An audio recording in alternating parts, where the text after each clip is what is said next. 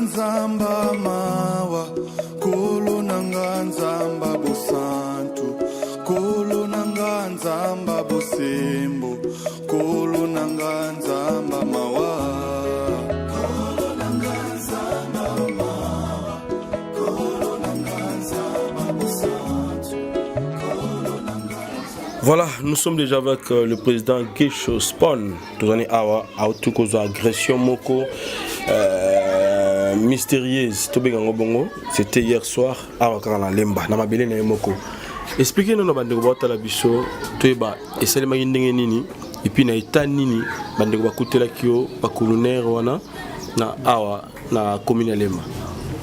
Ba ngana utapeka boulot après boulot na kiti po ando na ngamo na certain na leva na kala na ngamo akufi wana et puis na cha présent depuis ba prenez ngango non na kiti sur le terrain na kita qui on a pu le soir na kita ba 17h na vandi pe na matanga bon na 24 na chatter na matanga en même temps ba bobet masoba kulu na ndezo la ko ba to pesa tout rapport parce que on a la vice-président conseil communal de la jeunesse de Lemba ba bien rapport mais ba rambo il faut tout le gâteau tout l'andilango bien et pendant que maman le seulement par après na tellement un téléphone bon on pouf tout moi beninga téléphone tant dans le monde vraiment qui encore dans mon petit mot encore ko tatinel bon gars pétant sportif na télé mimba mon landi mais tinel mon lit parce que comment dire 18h na koti to na koti tinel mon lit na mon a pété na comme pena après na kangai na glissé ce qu'on va pour des place wana dans tunnel wana na glissé qui boué terrassé et libende mo kotinga pena et pas ya on est pandinga lokolo quoi ah koti pena longue qui pote qui li dessus puis na moi tol mo essayer de katanga na moi liso et puis na le boko couteau mais na c'est forcé na télémiti na koti kan ba comme pena tellement alerté na comme que ba mi so habité prise na comme dire saigner trop na si au moins on a image sur mon pantalon donc catch déjà na saigner déjà trop na comme aller au kilo na éviter na ça l'hémorragie na keti na corps de gars na tiki plainte na comme na kuta kokite au moins na porta bongo na po koti makasi ndeto yaki awa le bag batunga di épingle donc tellement écouter fort et puis bah sans anesthésie bon yaki c'était très très douloureux na poka été donc ndé lelo na ye moi le tellement que na passe na tibia donc bah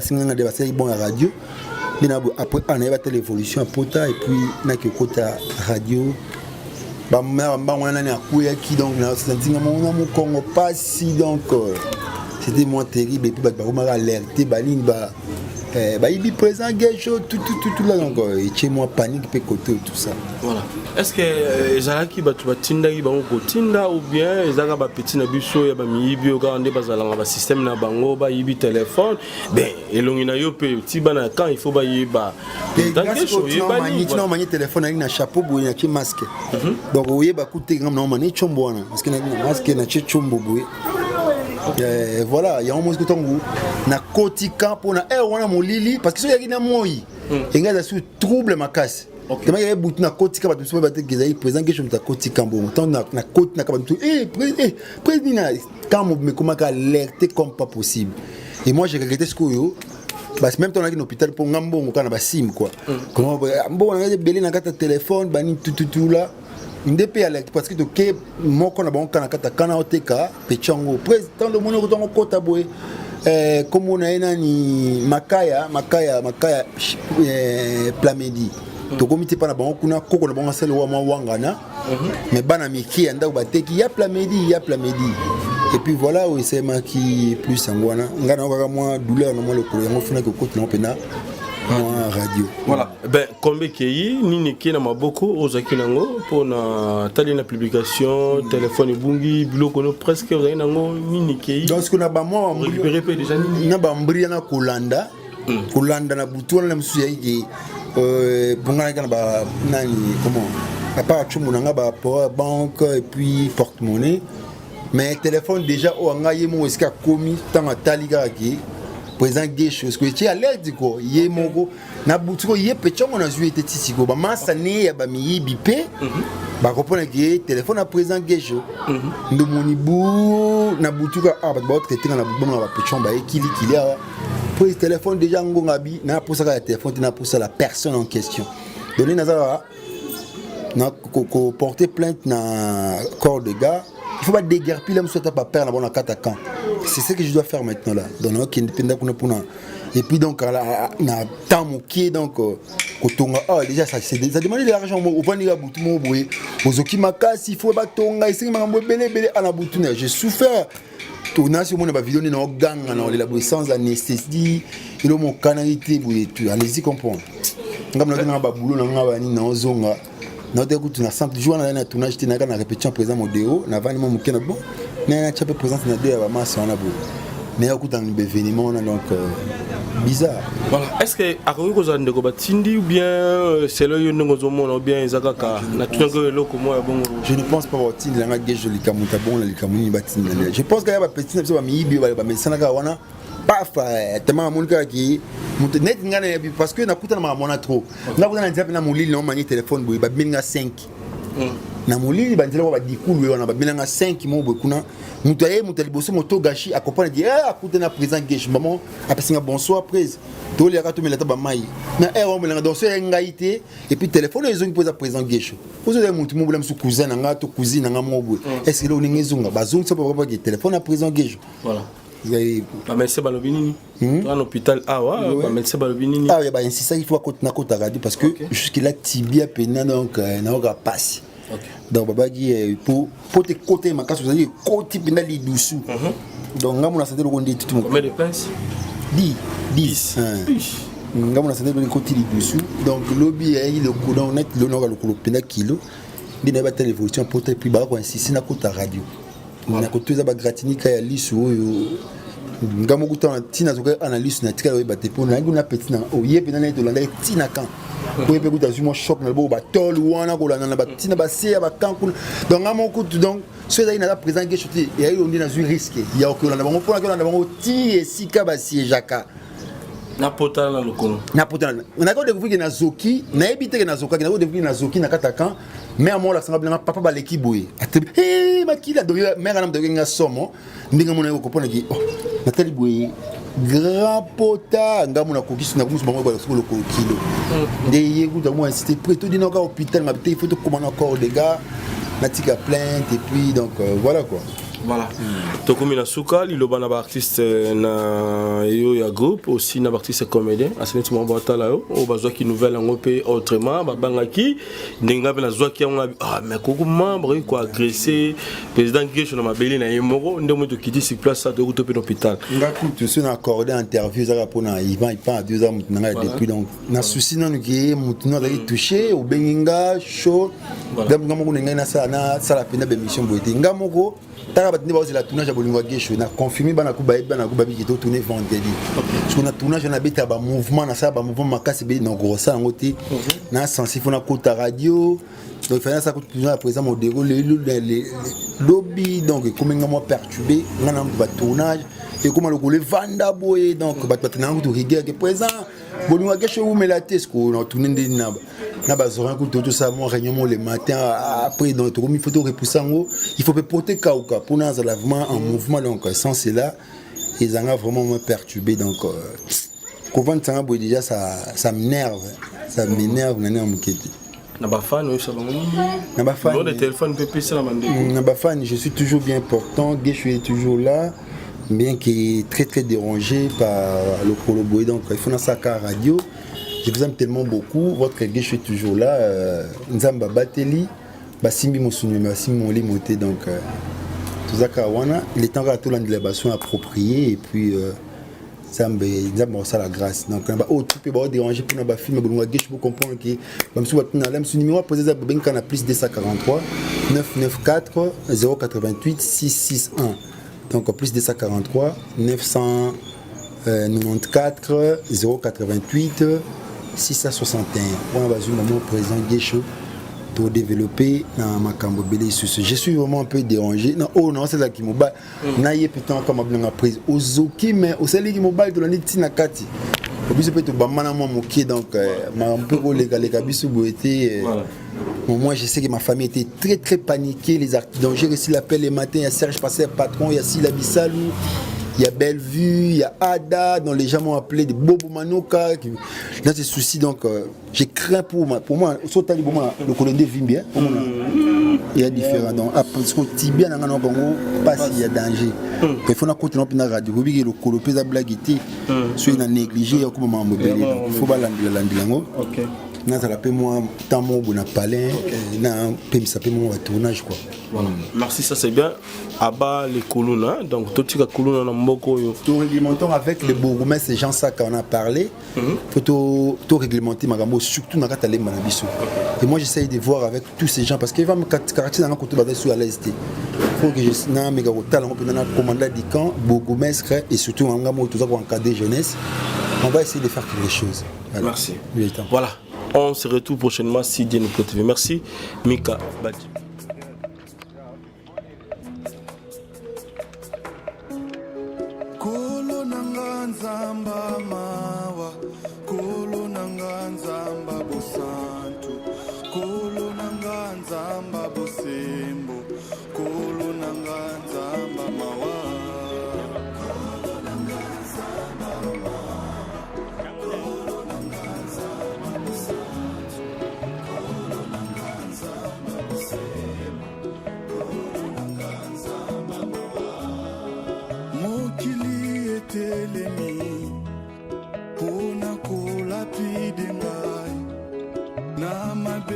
Salaki Kakaseo Nzamba Mawa Mokili etelemi Pona kola pidenga Na mazamba mawa Kolo nanga nzamba bosantu Kolo nanga nzamba bosembo Kolo nanga nzamba mawa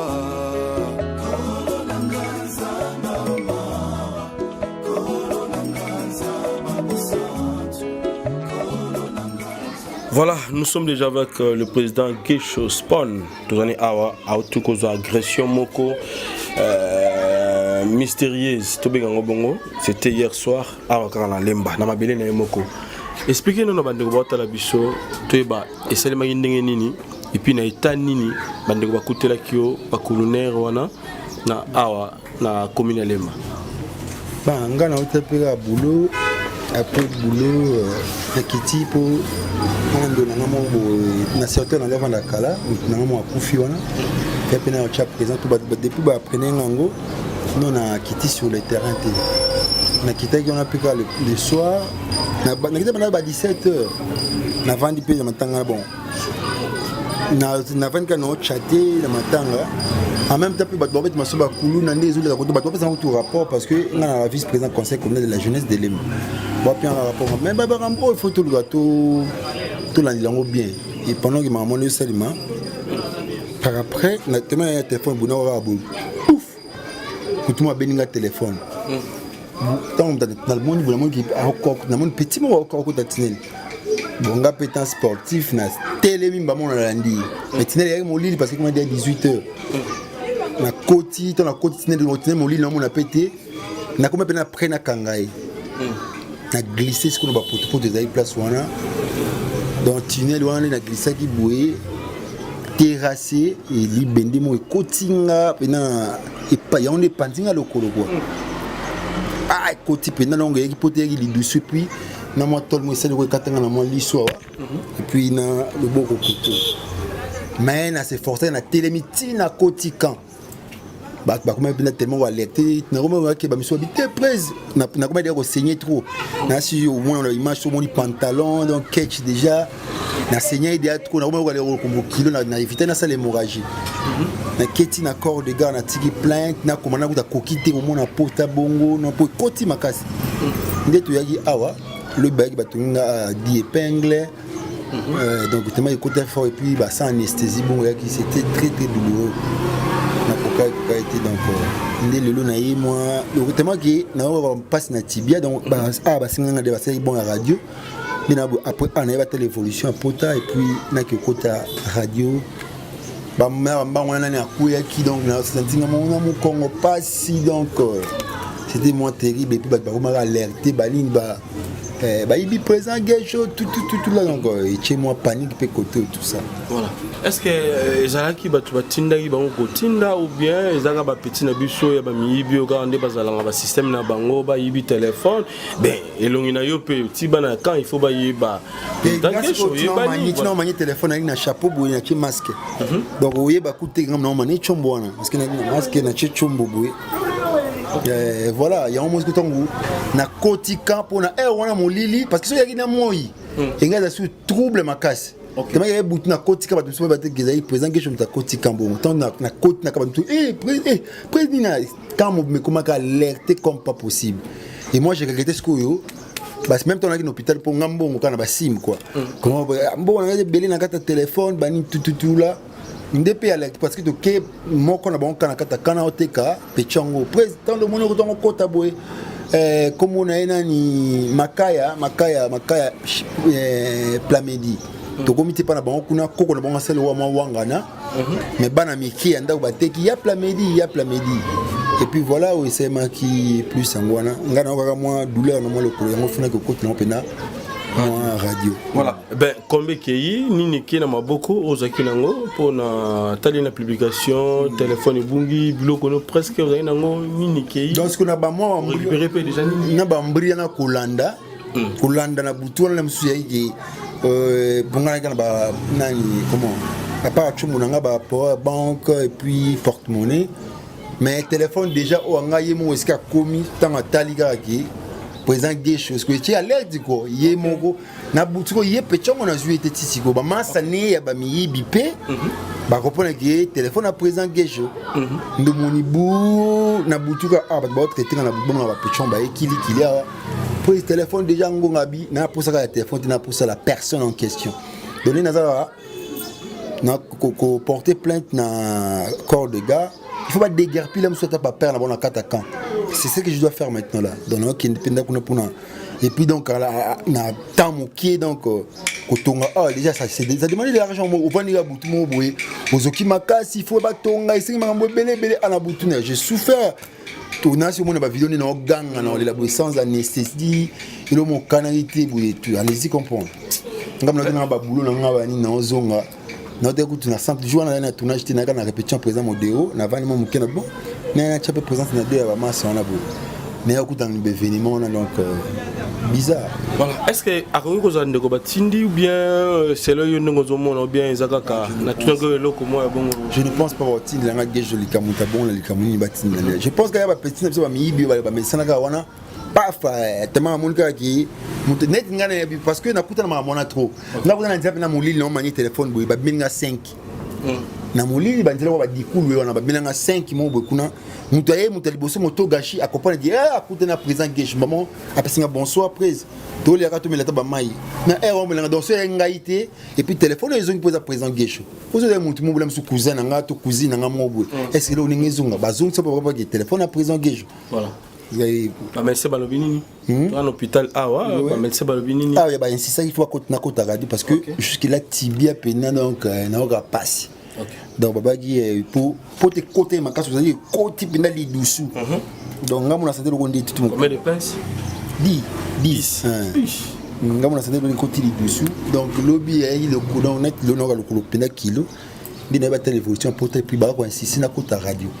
Na kotuza ba gratinika ya lisu oyo ngamo kutana tina zoka analyse na tika ba te pona nguna petit na oye pe na to landa tina kan ko pe kuta zumo shop na bo ba tol wana ko landa ba tina ba se ba kan ko donc ngamo kutu donc ce là il na présent que chuti ya yo ndi na zu risque ya ko landa bango pona ko landa bango ti esika ba si jaka na potala na lokolo na potala na ko découvrir na zoki na ebite na zoka na ko découvrir na zoki na katakan mais à moi la sangablement papa ba l'équipe boy eh makila do mère na mdogenga somo ndinga mona ko pona ki oh natali boy grand pota ngamu na kokisu na kusu bango ba solo ko kilo nde yegu da moi c'était près tout dina ka hôpital ma il faut to comment encore des gars na tika plainte et puis donc voilà quoi.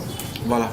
Tokomi na suka liloba na ba artiste na yo ya groupe aussi na ba artiste comédien aseneti mo bota la yo o bazwa ki nouvelle en pe autrement ba bangaki ndenga pe na zwa ki on mais koko membre ko agresser président Gesh na mabeli na yemoro ndemo to kiti sur place ça to to pe l'hôpital ngaku tu suis accordé interview ça pour na Ivan il pas 2 ans depuis donc na souci non qui mutuna da touché au benginga show dem ngamo ngai na ça na la pena be mission boité ngamoko taka batini ba la tournage ya bolingo Gesh na confirmer bana ku babi ki to tourner vendredi sur na tournage na beta ba mouvement na ça ba mouvement makasi be na grossa ngoti na sensible na kota radio donc il fallait ça toujours à présent mon déroule les lobby donc comme ngamo perturbé ngana ba tournage et comment le vanda boy donc ba na to rigueur que présent bolingo Gesh ou melates ko na tourner na bazoran ko tout ça mon réunion le matin après donc tout il faut tout repousser il faut porter kauka pour nous lavement en mouvement donc sans cela ils ont vraiment me perturbé donc quand ça boy déjà ça m'énerve na muketi na ba fan oui ça va na ba fan le téléphone PP ça la mande na ba fan je suis toujours bien portant Gesh est toujours là bien qu'il est très dérangé par le Coloboy donc il faut dans sa radio. Je vous aime tellement beaucoup. Votre Gesh est toujours là. Nzamba Bateli, Basimbi Moussounou, Basimbi Moli Moté. Donc, tout ça, il est temps de tout l'indélébation appropriée. Et puis, Nzamba ça la grâce. Donc, tu peux déranger pour nos films. Gesh pour comprendre que même ce numéro posé à Benkana plus 243 994 088 661. Donc, plus 243 994 088 661. On a besoin de mon président Gesh pour développer dans ma cambobélé sur ce. Je suis vraiment un peu dérangé. Non, oh non, c'est là qui m'a bat. Naïe putain comme ma prise. Ozoki mais au sali qui m'a bat de la niti nakati. Obis peut te bamana moi moqué donc ma un peu les kabisu boité. Moi je sais que ma famille était très paniquée les actes donc j'ai reçu l'appel le matin il y a Serge Passer patron il y a Sila Bissalou. Il y a Bellevue, il y a Ada, dont les gens m'ont appelé des Bobo Manoka. Dans ces soucis, donc j'ai craint pour moi, le colonel vit bien. Il y a différents. Donc, parce que Tibia n'a pas pas s'il y a danger. Il faut continuer à la radio. Le colonel peut blaguer, soit il a négligé, il faut pas l'andilango. Dans la paix, moi, tant mon bon palais, ça peut mon tournage quoi. Voilà. Merci, ça c'est bien. Abat les colonnes, donc tout ce que colonne dans Mboko. Tout réglementons avec les bourgmestres, ces gens ça qu'on a parlé. Faut tout réglementer Magambo, surtout dans la Manabiso. Et moi j'essaye de voir avec tous ces gens parce qu'il va me caractériser dans le côté basé sur l'Est. Il faut que je n'ai méga talent pour commander du camp, bourgmestre et surtout en Ngamo tout ça pour encadrer jeunesse. On va essayer de faire quelque chose. Voilà. Merci. Voilà. On se retrouve prochainement si Dieu nous protège. Merci, Mika Badji.